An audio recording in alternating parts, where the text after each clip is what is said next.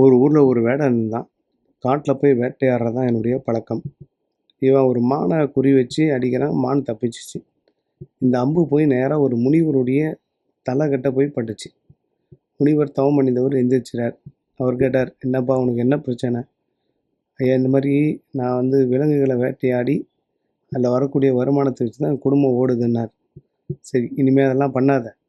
நான் ஒரு பழம் கொடுக்குறேன். அதை நீ உங்கள் குடும்பத்தில் இருக்கக்கூடிய மொத்த பேர் சாப்பிடுங்க, சரியாக போயிடும். நீ என்ன கேட்குறியோ அப்படியே கிடைக்குன்னார். சரின்னு சொல்லிட்டு பழத்தை கொடுத்தார். அவன் கேட்டதெல்லாம் கிடச்சிச்சு.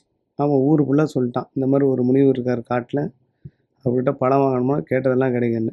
கூட்டம் நிரம்பி வழியுது. நிறைய பேர் வந்து இனிப்பை கொடுக்குறாங்க, நிறைய பேர் பழம் கொடுக்குறாங்க, நிறைய பேர் பணத்தை கொடுக்குறாங்க.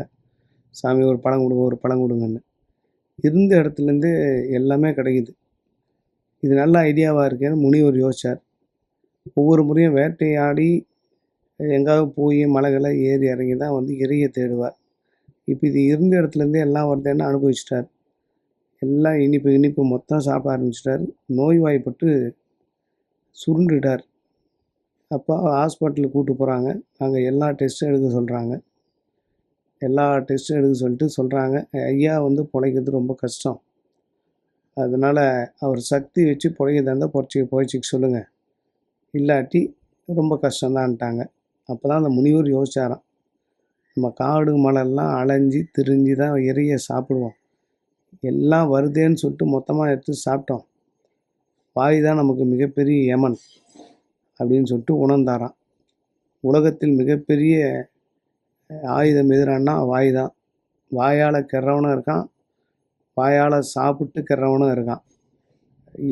யாகாவாராயினும் நாகாக்க காவாக்கர் சோகாப்பர் சொல்லிழுக்கப்பட்டு நாக்கை மட்டும் அடக்கி ஆடுவது இந்த உலகத்தில் மிகச்சிறந்த பொக்கிஷன்றாங்க. கிடைக்குதேன்னு சொல்லிட்டு அனுபவிச்சிடாதீங்க.